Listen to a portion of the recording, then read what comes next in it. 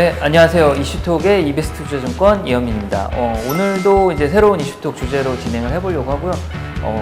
올해는 좀 특이하게 이상하게 뭐 비가 내리는 날이 좀 많더라고요. 그래서 이제 여름, 가을 전에 비가 많이 오면 사실 뭐 수확도 좋고 좀 더 풍요로운 여름이 될 거라고 하는데 요즘 투자 시장도 계속 비가 오는 그런 느낌이에요. 좀 거래도 뜸하고 투자 기회도 안 보이고 남들은 이제 뭐 뉴스에 많이 나오죠. 뭐 비트코인으로 뭐 400억 벌어서 은퇴했다. 근데 뭐 본인들한테 기회가 저를 포함해서 오지 않는 이런 시장이라고 생각을 하는데 어차피 그렇게 과격한 변화 뒤에 또 새로운 좀 트렌드 이런 게 형성이 될 수 있어서 오늘은 조금 좀 새로운 트렌드 맛볼 수 있는 주제로 좀 진행도 해보려고 하고요. 또 하나는 이제 저희 주제 공개된 것들 뭐 금 같은 경우 최근에 많이 보셨더라고요. 그래서 좀 반응도 좋고 실제 저희가 공교롭게 업로드한 다음 날부터 금이 막 올라가지고 네, 의도한 건 아닌데 그런 식으로 저희가 새로운 주제 뭐 일단 투자 관련된 새로운 관점 계속 전달해드리도록 하겠습니다. 오늘은 이제 시작은 이제 강정모님과 함께 이제 밈주식 매매로 지속적으로 돈을 벌 수 있을까 이런 내용인데요. 밈주식 저도 들어본 지 며칠 안 됐거든요. 궁금합니다. 원래, 예. 네, 가능한지. 밈이 원래 표현은 이제 한국말로 하면 짤이거든요. 짤. 해외에서 이렇게 재밌는 짤, 이렇게 짧고 뭐 인상적인 것들이 이렇게 인터넷 막 유행하는 그런 건데 신조 밈주식에 대해서 한번 알아보도록 하겠습니다. 네, 안녕하세요. 그 밈이 원래 제일 처음에 나온 게 그 이기적 유전자 그 책에서 처음 나온 단어래요. 그래서 이게 원래 처음 나올 때는 사람들의 유전자가 문화적 유전자는 서로 문화를 카피 떠서 넘기고 하면서 계속 유전이 된다. 그래서 문화적 유전자랑 뭐 생태적 유전 되는 거랑 그걸 나눠서 한다. 뭐 이렇게 해서 이제 결국 진화하면서 나쁜 컬처는 죽고 센 애가 이긴다. 뭐 이거잖아. 얘는 이제 진화론 책이니까 이제 그런 내용이었어요. 그랬는데 약간 우생학적, 문화 우생학적인 그렇죠. 거예요? 그런 거였어요. 그랬는데 그게 좀 지나서 나온 게 지금 말씀하신 밈. 인터넷상에서 재밌는 말 같은 거, 짤 나오는 거, 얼굴 이렇게 바꾸고 뭐 하는 거를 카피 떠서 놓고 그걸 좀 바꿔서 더 바꾸고 걔네들을 또 밈이라 그랬더라고요. 이 말이 계속 바뀌고 있는 거죠. 그 다음에 지금 밈 주식은 온라인상에서 입소문 타서 개인 투자자들끼리 계속 얘기하면서 눈길을 끌어서 막 움직이는 주식들. 얘네들을 밈 주식이라고 부르더라고요. 그래서 이걸 MEM이 써 있어서 매매 그랬다가 매매 그랬다가 밈이랍니다. 그래서 이건 발음이 뭐야? 매매가 아니라 막 이러다가 봤더니 지금 그 레딧 월스트리트 벳 안에서도 굉장히 핫하고 그 다음에 우리나라 사이트들에도 생각보다 우리나라 애들끼리 밤에 이거 하는 사람들끼리 젊은 친구들끼리 해가지고 뭘 한대요. 많이 나온대요, 말도. 그래서 그 찾다 보니까 책도 나왔더라고요. 밈 책도 있고. 그 다음에 제일 핫하게 지금 했던 게 1월 달에 게임스탑. 네. 그 다음에 오늘 AMC. 그리고 뭐 다른 주식도 되게 많대요. 이제 저희 사무실에 있는 친구 얘기를 들어보면 의외로 많이 하고 있어요. 종목도. 그래서 무섭더라고요. AMC는 좀 몰랐는데 게임스탑은 참 여러 가지 그게 있는 것 중에 제일 와닿던 게 게임스탑을 알만한 나이 또래가 이제 지금 한 20대부터 저 또래 한 40대까지 특히 40대가 그런 걸 분노했대요. 자기들이 이렇게 어렸을 때 게임 사러 갈 때 용돈 받아서 가는 그런 체인점인데 이거를 공매도해서 없애려고 해? 그런 어떤 금융권의 반감? 공분? 야, 내가 동네에 있던 구멍가게가 됐으니까 지켜주자 이런 마인드가 있었다는 거예요. 근데 사실 투자적 관점에서는 엑시시 없는 투자거든요. 사실 그냥 다 몰빵이잖아요. 맞아요. 근데 이게 어떻게든 성공한 사람이 있다는 게 너무 신기하네요. 신기하죠. 그 뒤에 좀 이따 차트 보시면 게임스탑도 그렇고 좀 여러 가지 생각이 들어요. 이거를 이제 저도 준비하면서 보다 보니까. 그래서 제가 이제 찾았던 뉴스 하나가 뭐였냐면 마켓와치라는 미국 그 사이트인데 거기에서 이제 인터뷰 기사가 났어요. 그래서 마켓 엑스트라라고 그래가지고 그 뭐 영어로 써 있긴 써 있는데 어떤 친구가 돈을 벌었는데 표현이 제가 이제 너무 자극적이어서 제가 이제 색깔 칠해 놓은 거예요. 웨이거가 뭐냐면 이제 베팅하는 걸 웨이거라고 얘기를 하는 건데 근데 그게 진짜 판돈 걸고 노름하는 걸 웨이거 갬블링 뭐 이것보다 더 센 단어인가 봐요. 그래요? 우리나라 처음 들어본. 저도 그래가지고 찾아봤더니 이제 웨이거링이라는 게 있더라고요. 아예 그래서 베팅을 하는데 세게 하는 건가 봐요. 진짜 노름. 몰빵. 우리 용어로 노름. 노름. 우리도 뭐 게임 이렇게 얘기를 하지 노름은 잘 표현 안 쓰잖아요. 그쵸, 좀 세잖아요. 진짜 도박에 막 도박이죠. 예. 판일 때 노름이라고 진짜 하죠. 막판일 때. 이게 29일 날, 27일 날 올랐다 계속 숫자들이 좀 틀린 게 고쳐지면서 29일까지 업데이트가 된 뉴스예요. 그리고 그러고서 그 제가 빨간색 동그라미 쳐놓은 거 보시면은 얘 이름이 앤드류 다우드예요. 이 친구가 이제 돈을 지금 벌어서 1.7밀리언이 있는데 이제 2025년까지 3밀리언 만들면 은퇴하겠다 뭐 이런 소리를 쓴 거예요 여기다 인터뷰를 하면서. 근데 이 쓴 사람이 인터뷰한 사람이 써놓은 게 되게 웃기잖아요. 3밀리언이 됐든지 0 됐든지 0 됐든지 모든 걸 걸고 그냥. 모든 걸 걸고 하는 거예요. 그래서 3밀리언이든지 0이든지 25년에 그럴 거다. 그래서 그 친구 이제 얼굴이 나와요. 크게. 그래서 이 친구가 제일 세계 메이저로 했던 게 비트코인, 게임스탑, 니오 주식이에요. 그리고 뭐 다른 거 몇 주식 있는데 그거는 이제 제가 체크를 안 해. 거기 써 있는데 이제 작은 금액을 했다 그래서 뺐고. 근데 출생지가 이집트인 친구고 두바이에 거주를 하고 있는 항공사 승무원이에요. 31살. 31살. 아유, 젊으네. 젊은 나이죠. 네. 31살에 이걸 해가지고 처음에 시작할 때 비행기 안 타서 시간 많이 남아서 시간 많이 그렇죠. 나는데 최저임금 하는 그냥 건가요? 주나 봐요. 예, 맞아요. 그래가지고 근데 꽤 오래 했어요. 4년 전서부터 해가지고 5만 불 가지고 시작해가지고 현재 170만 불 있어요. 4년 동안. 근데 투자 자산은 비트코인, 니오, 주식, 그 다음에 게임스탑 세 가지가 메이저 주식이에요. 그 메이저 나름 투자 포트폴리오가 있네요. 그래도. 아, 토탈이 아니죠. 이게 제가 말씀드리겠지만 비트로 해가지고 한 4년 하고요. 3년 하고 그 다음에 1년 니오하고 그 다음에 게임스탑 한 3달 하고 점점 짧아지고 몰빵을 옮기는 거죠. 뺐다가 뺐다 이제 놨다를 이쪽으로. 하는 거예요. 예. 그렇게 한 거예요. 그래서 2025년 목표는 300만 불이래요. 와. 그래서 제가 그 링크 달아주신 거 하면 좀 디테일하게 나와요. 그걸 제가 이제 보기 좋게 네네. 이렇게 한 거고 보통 처음에 이 친구가 비트코인으로 시작하는 것 같아요. 그래서 9.71 코인을 가지고 있었대요. 그때 이 친구가 4,200 빗 가격에 산 거예요. 결국은 이 친구가 그 2019년도 말, 2020년도 초에 그걸 다 팔아서 10만 불로 바꿨어요. 그래서 그 10만 불 바꾼 걸로 니오를 샀어요. 그게 산 게 1월 달이에요. 2020년 1월 달. 얼마 돼도 안 왔어요. 얼마 돼도 20년? 안 왔어요. 네, 2020년 작년이에요, 작년. 그러니까 이거 코로나도 있었던 거 아니에요. 그렇죠. 네. 코로나 직전. 코로나 직전에 샀는데 네. 이 모양인 거예요. 그 뒤에 차트 쭉 그렸잖아요. 니오가 이제 중국 전기차 회사예요. 네. 그렇죠. 예. 그래서 이제 테슬라를 이긴다, 얘가. 얘 생각은 테슬라보다 좋은 차다, 이게. 이게 이제 얘 생각이에요. 그래서 그거를 매수를 하고, 얘가 처음에 이제 15불에 매수했다가, 아니다, 4.12불에 매수를 했다가 장이 빠지니까 더 매수를 해가지고 4.64에 매수하고 4.12에 매수를 했어요. 물타기를 한 거죠. 그 이제 몰빵을 쳐서 했다가 다음에 돈이 조금 더 생겨서 한 6개월 지난 다음에 한 번 더 샀어요. 12불에. 그랬다가 쭉 계속해서 버은 거죠. 그래서 2만 4천 주를 들고서 46불에 다 팔았어요. 그게 12월이에요. 그래서 여기서 이제 1.1밀리언이 된 거예요. 한 이제 12억, 13억이 된 거예요. 이거 니오 주식 한 방으로. 와. 그 다음에 얘가 한 게 뭐냐면 게임스탑을 사요. 근데 지금 계속 저희가 얘기하면서 했지만 포트폴리오 이런 거 없죠. 몰빵. 비트 끝. 그다음에 니오 끝. 그다음에 게임스탑 이제 시작이에요. 12월에. 되게 시사 저의 개인 투자를 돌이켜 보니까 시사하는 바가 있는데. 그죠? 이게 뭘 알면 안 되는 거예요. 그죠? 뭔가 뭐 포트폴리오 이런 거 같지 않는 거죠. 이런 돈을 벌려면. 아 대박. 그러고서 이제 이 게임스탑을 사가지고 12월 말에 샀어요.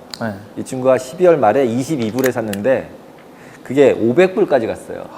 그 1월 달에. 네 맞아요. 그래가지고 자기 자산으로 12밀리언까지 갔었대요. 와. 이게 130억, 130억, 140억까지 간 거예요. 와. 그랬는데 잠깐 눈 감고 일어났더니 없더래요. 그래서 이거는 페이퍼 수익이었구나. 페이퍼 프라핏을 리얼 프라핏으로 바꿔야겠다는 생각을 하고 정리를 하더라고요. 이게 이제 2월 달에. 2월 달에 그래서 33불에 정리를 했어요. 그래서 1.7밀리언이 됐어요. 근데 들고 있으면 더 나을 뻔했다 이런 소리를 하죠. 아. 근데 여기서 정리하고 자기는 나름 보니까 그래도 니오는 자동차도 만들고 뭔가 회사가 있는 거잖아요. 근데 게임스탑은 좀 자기도 불안했겠죠. 이렇게 움직이는 게. 그러니까 이제 정리한 것 같아요. 근데 제가 그냥 여기서 이걸 만들면서 그냥 든 생각이 지금 보시면은 249 어제 더 올라가지고 이거 지금 270불 정도 돼요. 그러니까 얘가 더 정리를 이렇게 로켓으로 됐으면 응. 공매도 엄청 쳤으니까 망해서 정리가 됐을 거라고 생각하고 저도 잊어버리고 있었어요. 게임스타 계속. 응, 1월 달에 얘기되고. 근데 지금 가격 보면은 한 200~300불 된 거예요. 300불까지. 그러니까 그러면 이건 또 뭐지? 이런 생각이 드는 거죠. 이건 또 뭐지? 제가 되게 싫어하는 표현인데 존버가 승리한다 이거네요. 지금 그래가지고 이제 이걸 찾다가 보니까 유튜브에 나오는 게 이제 300 이런 만화 그려가지고 존버해야 한다. 뭐 공격한다. 얘들이 우리는 죽도록 아니 하지 뭐 않겠다. 유동성이 넘치다 보니까 돌고 돌아갖고 다시 또 온 거죠. 온 거죠. 근데 그런 것도 있고 제가 그냥 갑자기 든 뇌피셜이었는데 그게 뭐였냐면 정부가 돈을 줬잖아요. 그러니까 갑자기 공짜 돈이 생긴 거예요. 그래서 그냥 그걸로 막 지르나? 뭐 이런 생각이 갑자기 들더라고요. 그런 그리고- 거죠. 저도 예, 비슷해요. 예, 그런 생각이 잠깐 들더라고요. 이게 뭐 제가 옛날에 게임스타 볼 때 느낀 건데 그 퇴로가 없는 투자거든요. 이거는 잃어도 수익- 그만이 잃어도 0이 그만. 돼도 상관없다. 그럼 문제가 기관 투자자는 시간이 무제한이 아니잖아요. 아니죠. 언젠가는 방향이 아무리 아니어도 그렇기 네. 때문에 공매도를 그래서 이들이 이길 수도 있겠다 이런 생각을 했었거든요. 왜냐면 개인 투자자들은 일부의 자산을 투자한 거고 다 잃어도 그만이야 이러면은 사실 제일 무섭거든요. D가 무섭죠. 없는 사람. 무섭죠. 뒤가 없죠. 네. 내일이 없는 내일이 사람. 없는 내일이 사람들인 없죠. 거죠. 네. 그리고 전액을 하는 건 또 아니니까. 그렇죠. 네, 그런 것 같아요. 근데 얘가 맨 마지막에 그래. 자기는 그때 그걸 정리하고 미오 주식을 다시 샀다. 그러면서 커버드 콜 매도 해가지고 안 어울리는. 야, 그래서 갑자기 안 어울리는 거죠. 아니 안 이런 어울리는데. 이런 이런 이런 몰빵하던 사람은 이런 몰빵하던 애가 커버드 커버드 콜 콜이 매도를 알아? 나 이게 첫 질문이었어요. 대단한 것 같아요. 그래서 존버를 할 건데 어떻게 하면 쿠폰이 나올 수 있는가를 찾은 것 같아요. 그래서 자기는 안 팔 거고 100불 될 때까지 안 팔 거래요. 그래서 커버드 콜로 조금씩 수익을 그냥 내서 가질 거고 네. 그 다음에 뭐 커브칼이라는 게 원래 목표가에다가 그냥 걸어놓고 네. 올라가면 그냥 거기 팔면 되는 팔면 되는 거니까. 거니까. 그 시청자들을 위해 아니면 커버드 옵션. 콜에 대해서 조금 간단히 커버드 설명을 콜이 뭐냐면 해주시면, 이제 네. 주식을 가진 사람이 네. 콜 옵션 살 수 있는 권리를 파는 거예요. 지금이 네. 예를 그거보다 들어 높은 가격에. 높은 가격 거를. 그러니까 지금 60불인데 네. 행사 가격 90불 되면 나는 팔고 싶다. 네. 그러면 90불이면은 내가 그냥 주식이 없어지는 옵션을 네. 더 이상 올라가면 못 먹는 거. 네. 90 이상인 건 내가 다 너 주식 가지세요. 스트라이크에 이제 콜옵션 콜옵션을 파는 거죠. 네. 그러면 뭐 한 뭐 1, 2%, 2, 3% 줄 거예요. 네. 뭐 많으면 한 3%? 변동성 너무 크니까 이런 주식은 좀 주면은 그거를 그냥 갖는 거죠. 그리고 90불이 안 됐으면 그건 내 돈이고 프리미엄 받은 건 내 돈이고 90불이 넘어간 거는 내가 그 가격에 어차피 팔 그죠? 거니까. 어차피 팔려고 생각했으니까 그냥 그냥 파는 거고. 팔리는 걸로 끝나는 거고. 그러니까 뭐 밑에 본전 같잖아요, 좀. 네. 그런 식으로 해가지고 콜을 또 매도를 하고 있더라고요. 야, 그래서 안 어울리는. 안 어울리는데 존버라면서 새로운 전략을 찾았구나, 얘가. 이런 생각이 들었어요. 그래서 나름 되게 아이디어네요. 나름 훌륭한 전략이죠. 훌륭하죠. 훌륭한 전략. 주식이 오를 거라고 생각하지만 뭐 이 이상의 수익은 굳이 필요 없어 이렇게 그러니까 정해놓고 네. 안 오르면은 이제 프리미엄 옵션은 프리미엄 있으니까 그거라도 그걸 반 먹겠다. 지속 가능한 전략. 지속 가능한 전략을 한 거죠. 그래서 결국 이 친구도 결국 존버가 답인 것 같다라는 게 결론의 약간의 느낌이에요. 그러면서 그 제가 보여드린 그 자기는 차를 이렇게 돈이 있어도 그걸 팔아서 차를 바꾸지 않았다는 거예요. 그래서 이 차를 계속 뭐지, 팔 이게? 거고 이게 피아트? 이런 거 아닐까? 포드 포드? 피고래요. 포드 피고 조그만 차인가 봐요. 피코 같은. 그래서 자기가 이 차를 계속 타는 이유는 자기가 300만 불이 되면 슈퍼카로 바꿀 거기 때문에 그때까지 이걸 타고 있음으로써 그 잊지 않겠다는 뭐 그런 거가 있대요. 두바이에서는 이 차가 더 희소성이 있을 것 같은데. 그래서 이제 여기서 제가 그냥 들었던 생각은 31살이고 네. 지금 이렇게 신세대들이 막 이제 몰려다니면서 하는 주식이잖아요. 이게 밈. 네. 그죠? 그래서 이 많은 친구들이랑 얘기를 해보면 20대 후반에서 30대 초반 친구들이랑 얘기하면 이 친구랑 되게 비슷해요. 이 두바이의 이집트를 제가 쓴 이유가 두바이에 살고 이집트 태생의 사람이나 한국에 앉아있는 사람이나 생각하는 게 크게 차이가 안 나네? 이런 생각이 들어서 이 친구를 갖다 넣었고 그 다음에 밈 주식이라는 게 그러면 어떤 식으로 유지가 됐었는지를 한번 보려고 이제 한 거예요. 그래서 1월 달에 이제 게임스탑으로 밈 주식이 한번 했고 그 다음에 이제 엊그저께부터 갑자기 또 뜨기 시작했죠. 밈 주식이. AMC가 뜨기 시작을 했어요. 그래서 이게 6월 1일자 뉴스예요. 그래서 뭐 뉴스 그냥 그대로 보면은 레딧을 통한 주가 띄우기에 개인 투자가들의 매수세가 급증하고 있다. 여기에 우리나라 사람들 엄청 또 조인이 돼 있어요. 그래서 investing.com이나 국내 미주미 뭐 이런 데 채팅방 들어가면 밤새도록 얘들이 얘기를 한대요. 그래서 버텨야 한다. 버티는 사람이 이긴다. 뭐 여기서 더 살아. 뭐, 뭐 자기가 옛날에 했을 때는 뭐 이러면서 그걸 한대요. 그런데 그 와중에 근데 외국인이라기보다는 어차피 뭐 이게 미국 주식이니까 외국인이라기보다는 헤지 펀드들이 공매도를 계속 늘리고 있는 상태고 개인은 계속 매수를 하고 그래서 개인은 이미 너가 뭐 하는지 내가 알아. 그렇죠. 그러니까 내가 너 쇼트스키즈 내줄게 내가. 어디 네가 마진 박든지. 뭐 이런 거 게임을 하고 있는 거죠. 밑에 제가 이제 그래서 개인이랑 헤지펀드랑 붙었고 그 밑에 떡거물 먹는 로빈후드 딱 떡거물 밑에서 쫙 받아먹고 있는 거죠. 그래서 이렇게 세 종류가 있고 AMC가 있는 거예요. 그럼 AMC는 뭘 하냐면 자사주 매각을 해서 돈을 받아요. 그 다음에 또 유상증자도 지난번에 한번 했다고 그러더라고요. 또 하려고 하는 거 너무 오르니까 또 하려고 하는 거죠. 할만하네요. 예. 그죠? 이 정도 가격 완전히 할만하죠. 그러니까 그래서 갑자기 이거를 하면서 처음에 생각은 이런 건 나쁜 거야 하지 마. 이런 투기는 하지 말아라. 이렇게 얘기를 하고 싶은데 계속 하다 보니까 잘못해서 지네가 이기면 어떡하지? 뭐 이런. 거기다가 갑자기 게임스탑도 그 NFT 돈이 많아지니까 뭔가 비즈니스를 새로 해요.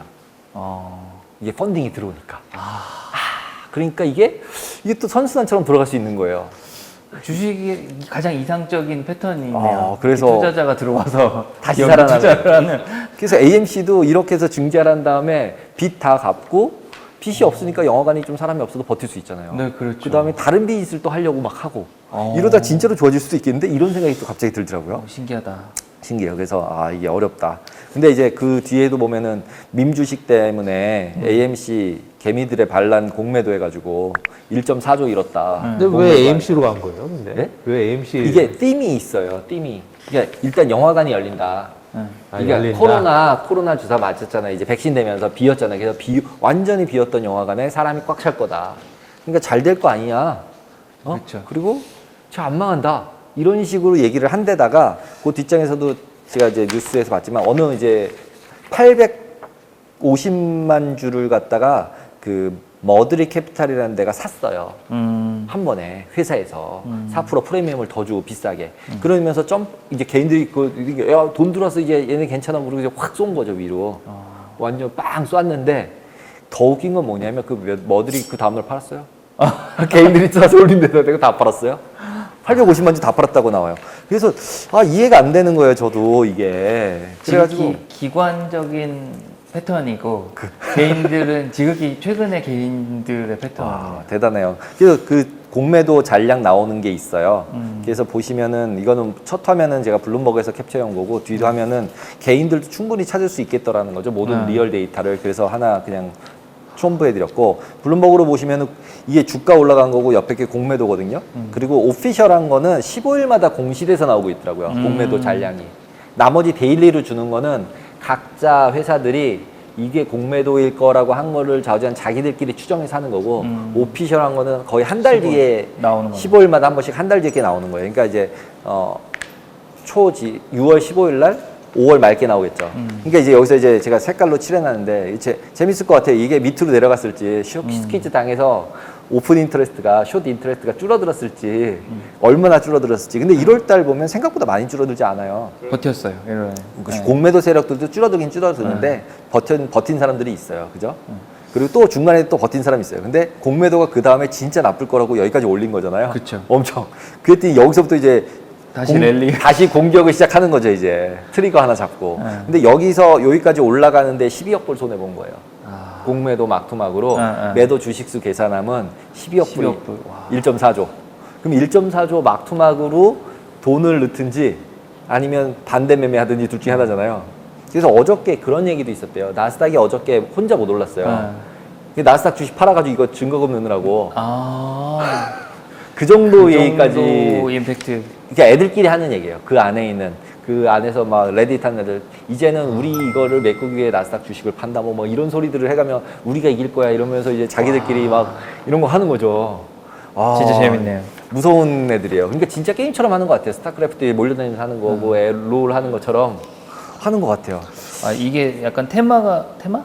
그런 스토리 텔링이 있다고 느끼는 게 아까도 게임스탑 제가 얘기 드렸는데 동네에 있었던 거죠. AMC 투자한 것도 그런 게 있었대요. 자기가 추억에 갔던 극장. 근데 니네 월스트리트에 있는 놈들이 이걸 이렇게 평가해? 나의 추억을 이렇게 짓밟아? 이게 되게 크다고 그랬거든요. 그죠. 그러니까 그런 것도 있죠. 사실 일단 시작 자체가 감정의 출발을 한 거고 그 공매도 하든 말든 싸우자 이런 마인드가 되는 그죠. 건데 그러니까 어차피 기관은 그런 거 신경 안 쓰잖아요. 패턴상 약속된 패턴대로 가는 거고 저는 1월에도 공매도 스키지 안 할 거라고 생각했거든요. 왜냐면 뭐 나름 저도 금융권 일하면서 개인들이 그렇게 하는 거는 우리가 지지 않아 이렇게 생각했을 거라고 생각하거든요. 헤지펀드들이. 네, 그거 여기서 항복하는 거는 조금 뭐랄까 업자의 자존심 약간 그런 뉘앙스가 느껴졌어서 안 했을 거라고 생각했는데 이번에도 안 할 거라고 저는 스키지 맞아, 안 맞아. 할 거라고 생각하거든요. 저는 스키즈 강한 애가 있고 음.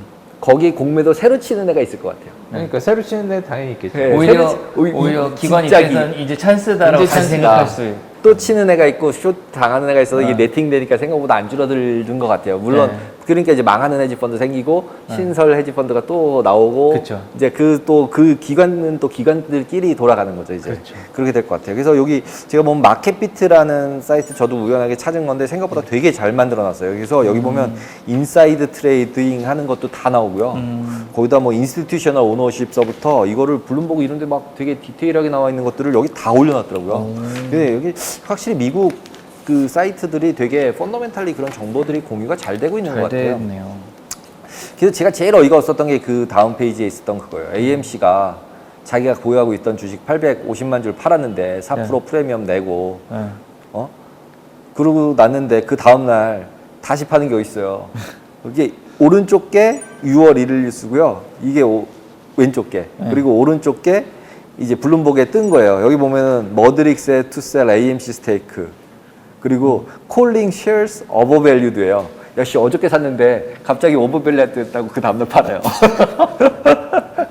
와, 그래서 따르면 긴 시간이죠.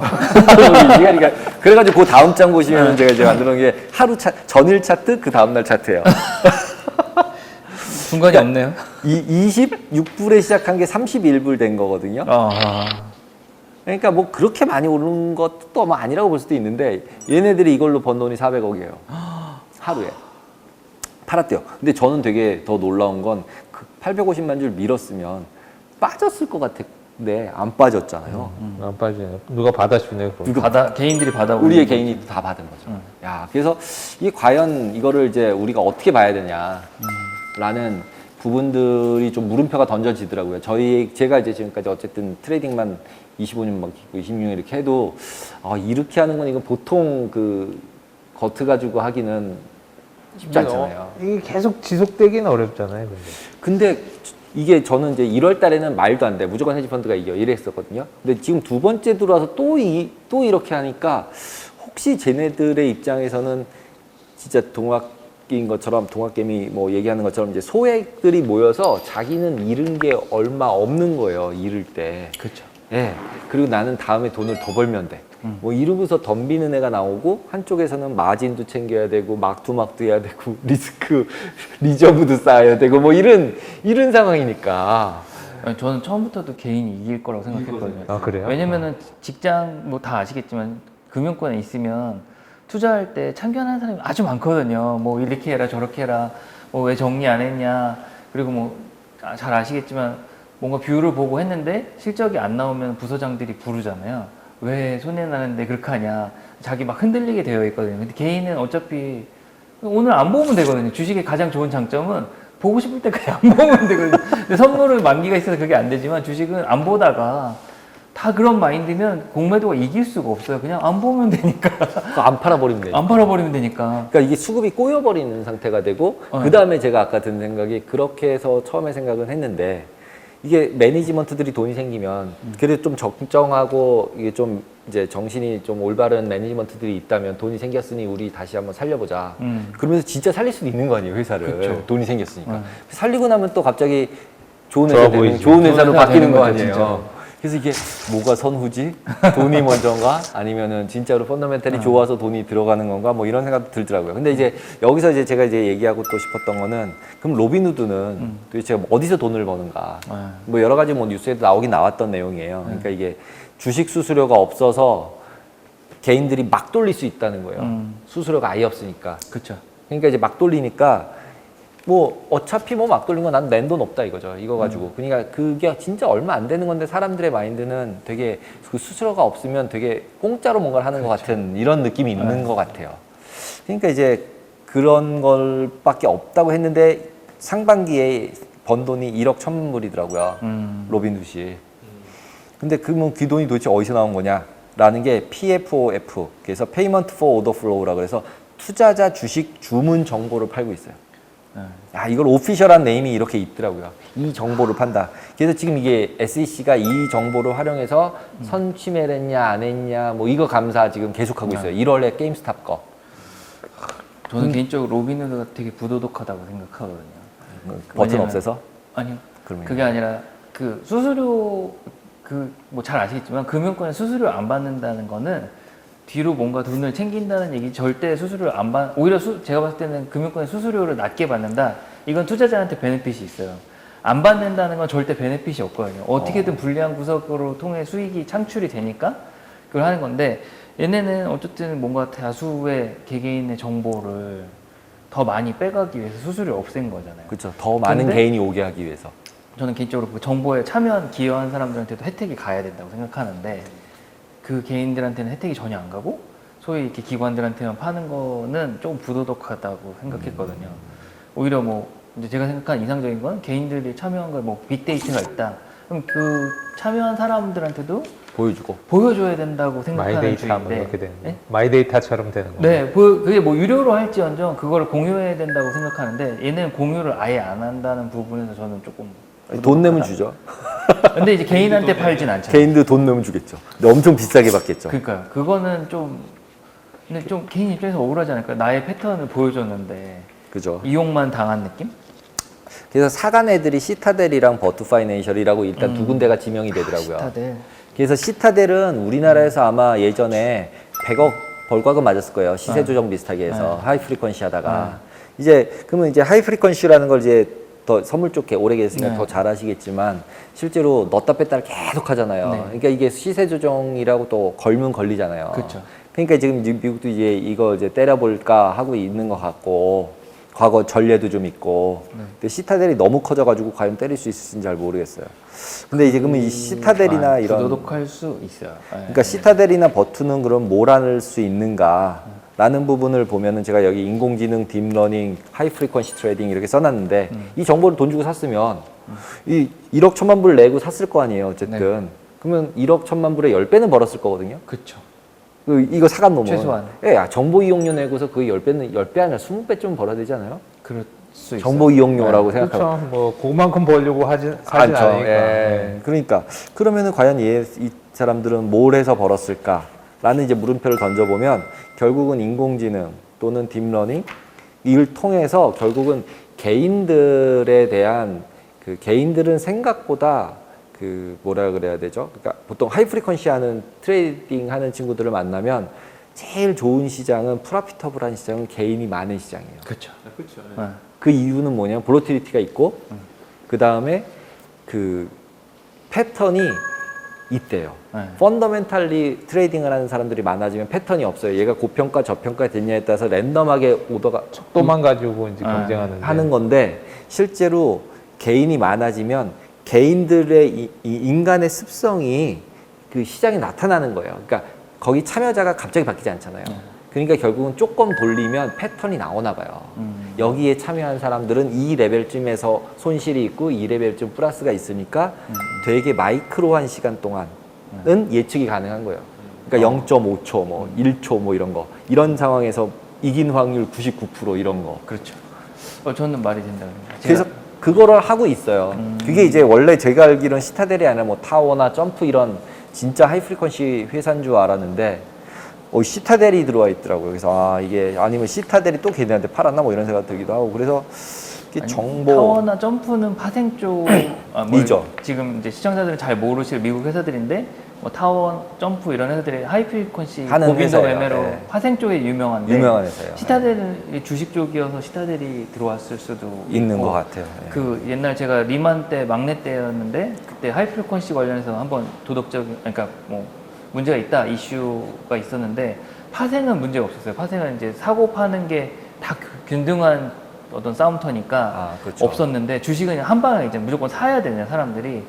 그러니까 남들이 내려는 개인이 내는 매수 주문보다 내가 먼저 들어가서 채가는 거예요 전략을. 그 예전에 골드만도 그게, 뭐 네. 했었잖아요. 그래서 그때 한번 뭐 이슈 있었죠. 미국에서 프론트러닝으로 프론트러닝 했는데 사실은 그거를 변형해 쓸 수도 있죠. 있을 수 있죠. 네.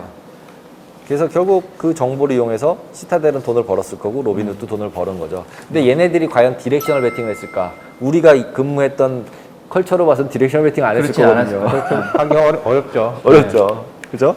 그래서 디렉셔널 베팅을 안 했을 것 같아요. 아마도 개인들이 매집되는 걸 보고 좀 이제 시청자들은 좀 어려울 수 있는데 이상적인 어떤 이론가, 페어밸류를 찾아가지고 어긋나는 과정에서 벌었을 수도 있어요. 쏴줬겠죠. 이렇게 팍 쏴주면 또 개인들이 들어서 더 사면 거기다 덤프하고 나오고 뭐 그랬을 수도 있고. 이런 짓을 했을 것 같아요. 이 정도쯤 되면 개인이 뭐 P&L이 얼마쯤 되니까 거기서 덤프를 할 거고 뭐 이런 걸 예측해서 뭔가 하는 이제 예전에 이제 제가 이제 딥러닝이나 인공지능을 여기다 아까 언급을 한 이유가 뭐냐면 지금 인공지능 딥러닝으로 가장 프로피터블한 핀테크 애들이 하고 있는 게 뭔 줄 아세요? 이게 저는 되게 창조적이고 되게 생산적인 일을 하는 줄 알았어요. 근데 모두 다 사행성을 어떻게 만들면 가장 사행성이 조장되는가를 찾고 있대요. 그러니까 어떻게 하면 개인들이 제일 좋아하는가. 그러니까 예를 들면 그래서 뭐 지금도 뭐 그 NC도 얘기 계속 나오는 게 랜덤 박스 돈 주고 팔고 뭐 랜덤 박스라는 것 자체가 사행성인 거예요. 그렇죠. 예. 그러니까 그런 류의 거를 금융상품에 계속 녹이는 작업을 계속하고 있고 그래서 주식도 결국 제가 볼 때 로빈훗은 게임화 시킨 것 같아요. 그 안에서 이 하는 친구도 제가 얘기하는 그 친구도 저한테 이런 거 얘기해 주는 친구도 게이머 했던 친구예요. 그러니까 이게 게임인지 주식인지 잘 그게 없는 거예요. 게임 하듯이 하고 있어요. 그럴 수 있죠. 예. 그러니까 이게 리얼머니 같지도 않은 거예요. 어차피 찾지 않으니까. 그러니까 사이버머니가 된 거죠. 네. 그래서 이제 그러면 이제 과연 우리는 이제 어떤 생각을 해볼 수 있을까? 왜냐면 지금 저희가 이베스트랑 이걸 하면서 이게 선물 관련돼 있는 이슈들을 하기로 하는 거잖아요. 지금 솔직히 얘기해서. 그러면은 이 생각을 해봤더니 이게 지금 이게 소형주들이잖아요. 네. 그래서 갑자기 이제 러셀이랑 그럼 비슷하게 움직였나? 이런 생각이 든 거예요. 러셀 2000. 비슷하게. 근데 그려보니까 비슷해요. 비슷해요. 이게 뭐 퍼센티지로 바꾸면 스케일이 다르니까 그렇지만 꺾이는 포인트들을 보면 의외로 러셀보다 걔네들이 빨리 움직여요. 그럼 이걸 보고 러셀 매매를 하면 되는 거예요? 그런 거죠. 오히려 참고가 될 수 있는데. 인트라데이 그리고 선물은 대부분 인트라데이 트레이딩만 하잖아요. 네. 어차피 뭐 이거 막 뭐 길게 안 가져가잖아요. 그러니까 뭐 AMC가 폭등하네 그러면 러셀 매수했다가 뭐 이런 게 될 것 같은 생각이 들어가지고 제가 이게 체크해가지고 색깔을 칠해본 거예요. 그 보라색이 러셀 지수예요. 네네. 그 어차피 지수들은 선물로 이제 안 하는 이유는 이제 선물들이 어차피 미국 같은 경우는 이론가에서 벗어나지 않잖아요. 그쵸. 거의 차익 거래를 기계들이 너무 열심히 해주고 있어가지고 그렇죠. 열심히 해주고 있어서 안 벗어나니까 그리고 이제 이런 거 할 때 이제 지수가 컨티뉴어스 하니까 지수를 보는데 이제 지수를 봤더니 딱 보시면 알겠지만 꺾어져서 턴하고 난 다음에 딱딱 꺾여서 올라가요. 특히 폭 내려갈 때는 더 비슷하고요. 타이밍이 그래서 이거일 때 같은 경우 딱 보면은 그 흰색 게임스탑이랑 AMC가 생각보다 드라이브를 계속 하고 있어요. 파란색이 AMC고 하얀색이 게임스탑인데 하얀색이 보면은 제일 빨리 움직이면서 게임 말도 안 되잖아요. 게임스탑이랑 AMC가 무슨 차이가 있는데 이렇게 같은 날 같은 시간에 꺾여요. 이게 5분 차트거든요. 10분 차트, 10분 차트. 그러니까 꺾이는 점이 AMC랑 게임스탑이랑 같이 꺾이는 거죠. 이게 이해가 안 되잖아요, 솔직히 얘기하면. 그러면 결국은 이런 거를 밈 주식을 하는 사람들이 여러 주식을 가지고 하고 있고, 그거를 예를 들면, 저의 뇌피셜로는 이런 애들, 그 아까 보였던 로빈훗, 시타델 애들은 이걸 바스켓으로 만들어서 개인들이 들어올 때 이렇게 치고, 러셀 팔고, 뭐 이런 걸 하고 있지 않을까. 뭔가 충분히 가능할 것 같은 생각이 들어요. 그러면은 결국은 단기 트레이딩을 하는 데 있어서도 러셀 2000 솔직히 잘 안 봤었던 지수인데 그래가지고 이제 변동성을 한번 체크를 해본 거예요. 그래서 그랬더니 변동성이 나스닥보다 높아요. 나스닥이 현재 17 정도 되거든요. 네. 근데 러셀이 20이에요. 그리고 최고 높았을 때가 무슨 뭐 한 49 정도까지 돼요.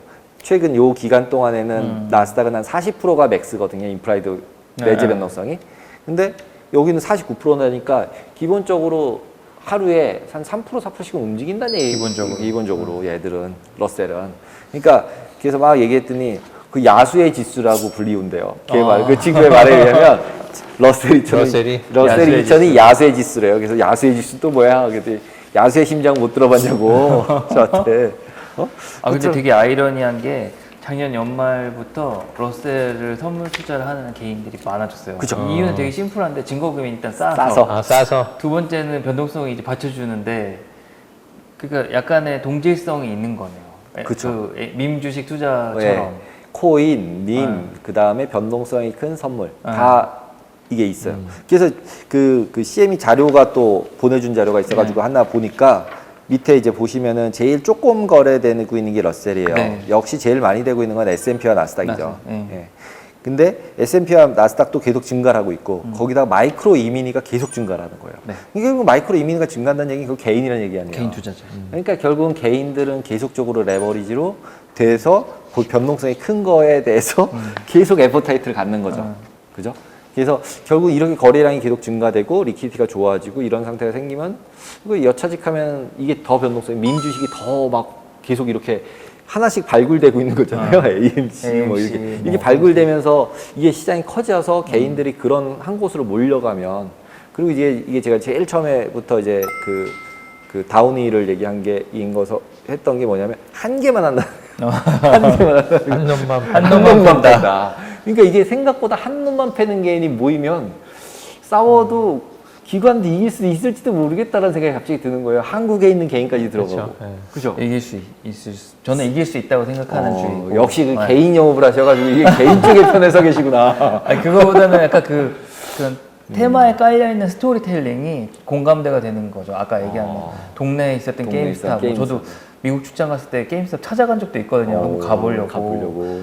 그러니까 그런 감성? 이런 게 있는데 AMC도 뭐 한국으로 치면 CGV? 이런 개념이죠. 그러면 뭐 물론 이제 제 또래는 대한극장 생각하면 좀 더 맞긴 한데 그렇죠, 대한극장. 이거를 너네가? 뭐 이런 생각을 한다고 보면 개인들이 무섭게 덤빌 수 있고 여기서 봐서 오히려 이렇게 정론적인 그 공매도 플레이하는 기관이면 당할 수도 있겠다 저는 생각을 하거든요. 그렇죠. 막통으로 되면 언어인데 해야 되잖아요. 돈 받아야 왜냐면 되고. 막 1월에 할 때 뭐 사실 기관에서 많이 비웃었잖아요. 개인들이 니네가 그래 봐야. 그렇죠. 야 어차피 잃는 투자를 왜 해? 이런 마인드가 되게 게임사 강했고. 보고도 그랬었죠. 네. 거 봐라. 이거 결국 폭락하는 거 봐. 니네는 안 돼 했지만은 그게 끝이 아니었잖아요. 그렇죠. 그런 걸 보면 네, 맞아요. 그리고 최근에 이제 제가 좀 제 길어지긴 하는데 깨달은 게 하나 있는데 저희 팀에 있는 직원 중에 이제 비트코인 하는 직원이 있어요. 그래서 저도 좀 관심을 더 가져야겠다 그래서 그 친구한테 좀 이렇게 뭐 여러 가지 물어보거든요. 언제 투자하냐 그러는데 뭐 딱히 뭔가 이렇게 소위 말하는 금융권에 말하는 기법이 없는 거예요. 그래서 그럼 사람들이 뭘 보니? 그랬더니 뭐 뭔가 본대요. 그래서 뭐 그랬더니 이제 뭐 채팅을 보거나 트위터를 보거나 뭐 그런 걸 본다는 거예요. 그걸 보고 매매에 대해서 뭐 펀더멘탈이 있어? 아니 그런 건 없다는 거예요. 뭐 예를 들면은 뭐 그 비트코인 호재가 나오면 다 모든 비트코인이 다 올라가거든요. 그럼 뭘 보고 아냐? 그러면 그냥 다 올라간다는 거예요. 그래서 약간 지금 젊은 친구들이 하는 투자가 좀 패턴이라고 봐야 될까? 이게 어떤 움직임이 있으면 이렇게 움직인다? 약간 군집 개미들이 움직이는 것처럼 쫙 뭔가 일정한 움직임이 있는 것 같아요. 제가 국내 주식 작년부터 이렇게 좀 관심 있게 보면 기관이 팔면 한국 주식 개인들이 받쳐서 사거든요. 지금 게임스탑도 비슷했잖아요. 이렇게 기관들이 그렇죠. 털면 잡고 이런 인터넷이 발달되니까 모종의 의식하지 못하는 컬처 이런 게 있을 수 있다 이런 생각이 들고 특히 비트코인은 소위 정통적인 투자 방법은 안 맞는 것 같아요. 제가 그 후배한테도 야, 그 오늘 코인 들어갈 만한 날 자리 있는 것 같으면 얘기해줘. 그런데 오늘 들어가시면 좋을 것 같다는 거야. 퇴근길에. 그래서 왜? 그랬더니 많이 떨어졌다는 거예요. 그래서 그거야? 그랬더니 그거라는 거예요. 이유가 다. 그래서 제가 막 이렇게 뭐 나름 그래도 이 업을 뭐 했으니까 그냥 기술적 분석이라도 해보자 이렇게 봤는데 아무리 봐도 자리가 안 나오는 거죠. 뭔가 뭐 소위 말하는 쌍바닥이라도 나오면 살려고 그랬는데 그래서 그날 안 샀거든요. 그 다음날 아침에 일어나서 보니까 아니나 달로 더 떨어졌어요. 그래서 그 이제 후배한테 너 어떻게 됐니? 물렸다는 거예요. 그래서 왜 했냐니까 그냥 그 패턴인 거예요. 내려갔으니까 사고 그런 어떤 이렇게 커뮤니티의 분위기도 이제 사는 분위기고 최근에 비트코인 뉴스 봐도 막 폭락했다, 뭐 3천만 원까지 떨어졌다 그러면 좀 이따 인터넷에 저도 막 가끔 가는 이제 요즘 그냥 소위 하이 문화에 이런 데서 많이 도니까 이런 거 찾아보면 많이 떨어졌으니까 들어갈까? 이런 느낌이 또 있어요, 사람들이. 그럼 이유가 없거든요. 사실 금융권에서 많이 떨어지면 더 떨어진다라고 생각하잖아요, 사실은. 그런 것 때문에 저는 아까 그런 이유로 이런 밈 주식이 통할 수도 있다는데 전제 조건이 딱 하나 있죠. 한국은 안 돼요. 미국이만 가능한데 미국이 주식이 상한 제한이 없죠. 없어서. 그러니까 일중에 밀어붙이면 패닉셀이 나오기가 쉬운 구조인데 한국은 30% 막히면 그렇죠. 개인들이 생각하거든요. 아, 이게 아닌가? 한국에서는 제가 봤을 때 이런 패턴은 하기가 어려운 구조고, 그리고 모르겠습니다. 제가 좀 얘기 길어지는데 제가 파생을 해서 그런가 저는 개인적으로 공매도에 대해서 순기능은 있지만 이렇게 감정적으로 뭐 썩 좋은 것 같지는 않은 게 공평한 공매 매도 플레이는 아닌 것 같거든요. 선물은 매도 플레이가 개인이나 기관이 공평하거든요. 그렇죠. 누구나 매도를 할 수 그렇죠. 있고 네. 누구나 매도에 빠져나올 수가 있는데 주식의 공매도는 제약이 어느 정도 있단 말이에요. 개인들한테 일종의 기울어진 운동장인 건 저도 맞다고 생각해요. 공매도 자체가 나쁘다는 건 아닌데 그런 의미로 제 얘기 요즘 선물 투자가 참 좋은 것 같다. 결론은 주식보다 참 좋은 것 같다 이렇게 흐르는 건데. 그러니까 주식보다 페어하죠. 페어하죠. 매도하는 플레이 관련해서는 선물이 저는 오히려 페어하다. 네. 이렇게 그러니까 지금 생각하거든요. 이거 아까 러셀 2000 처음에 생각한 게 뭐냐면 애들이 게임스탑을 또는 AMC를 해서 돈을 벌잖아요. 그럼 프로핏 테이킹을 하고 내려갈 때도 벌어야 돼가지고 러셀 2000 선물은 숏을 친대요. 그래서 애들은 이제는 드디어 올라가도 먹고 내려가도 먹기로 원하는구나. 일종의 선침해처럼 되는 거예요. 되는 거죠. 자기가 참. 그래놓고 러셀을 계속 해가지고 계속 깨진대요. 그러니까 쇼츠가지고 깨지고 쇼츠가지고 깨지고 계속 올라가니까 요즘 또. 그래서 근데 어차피 게임스탑으로 먹었어도 괜찮다는 거예요. 뭐 이런 AMC로 먹어서 괜찮고. 그러니까 이게 나름 이게 막 섞이고 있는 것 같아요. 그러면서 이제 한 가지 얘기하는 거는 자기 어차피 사서 살 수밖에 없는 것이 더 유리한 것 같아요. 선물은 사자 팔자를 다 해야 되니까 쭉쭉 올라가지 못하죠. 쭉쭉 올라갈 수가 없는 거예요. 근데 이런 주식은 어차피 거래량 정해져 있고 그래서 공매도가 진짜 자유로워야 되는 거예요. 어떻게 생각하면. 그러니까 빌리지도 않고 팔 수 있어야 되는 거예요. 그러면은 선물처럼 될 거 아니에요. 네, 그러면 이제 균형이 찾아지는데 이미 지금 이거는 그렇게 얘기를 듣다 보니까 개인이 이길 수도 있을 것 같아요. 왜냐하면 상장된 주식수가 있는데 지가 빌려서 아무리 팔아도 상장된 주식수 이상 살 수가 없잖아요. 그치. 그럼 사는 사람이 이길 것 같은 게 생각이 들더라고요. 그래서 유통주 소각하고 있는 거죠, 개인들이. 거기다가 유상증자 때려가지고 돈을 갖다 회사에 막 넣어줘요. 그러면 다시 살아나요 또. 벌떡 일어나요. 펀더멘탈도 좋아져. 펀더멘탈이 좋아져.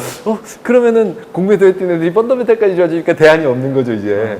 그러면은 야 이런 상황이 될지도 모르면 러셀 2000을 조금 약간 좀 저는 약간은 좀 그냥 그게 별로 그렇게 이제 나스닥이 낫다. 또는 그러니까 기술주가 계속 나쁘다고 얘기를 하니까 기술주가 나쁘다고 얘기를 하면 그래도 다우 가는 것보단 나는 S&P 가는 게 낫다. 왜냐면 S&P 하는 기술주가 좀 그래도 많이 포진돼 있으니까.